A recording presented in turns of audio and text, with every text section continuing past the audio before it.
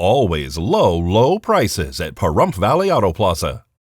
Along with the evacuation of dual passport-holding Gaza citizens, various other countries have announced the evacuation of their citizens from Gaza into Egypt through the Rafah crossing. Currently, 20 Australians have been evacuated and 36 Bulgarians. However, Australia's Assistant Foreign Minister Tim Watts has stated that there are still 65 Australian citizens still stuck within Gaza and are waiting to be evacuated. On early November 1st, multiple other countries also announced that their citizens would be able to evacuate Gaza, which included the US, the UK, and France. On that same day, State Department spokesman Matthew Miller stated that an initial group of foreign nationals, including US citizens, departed Gaza through Rafah today, and we expect exits of US citizens and foreign nationals to continue over the next several days. While he did not specify how many Americans made it out of Gaza, US officials do state that they are looking at approximately 1,000 people who are seeking to leave the territory along with their family members. According to Matthew Miller, U.S. citizens in Gaza have been informed that they will be assigned specific departure dates and to keep monitoring their email for specific instructions on how to exit. Meanwhile, President Biden praised the allowance of foreign nationals and Palestinians being able to leave Gaza. However, even so, Biden stated that more work needs to be done in order to step up the flow of aid into Gaza. While he did maintain his belief that Israel had the right to defend itself, albeit stating in a manner that is consistent with international humanitarian law, he also acknowledged the suffering Palestinians have been facing due to Israeli operations. Biden also recently stated at a fundraiser for his 2024 campaign that he believes the war should have a pause in order to get prisoners out. The death toll has risen significantly, and with Israel now conducting ground operations within Gaza, it is expected to rise even more so. A retired UN Human Rights Agency official strongly criticized the UN as a whole in their retirement letter due to failing to stop what he stated was a genocide unfolding before our eyes in Gaza. Craig Mockeber left his job from the New York office at the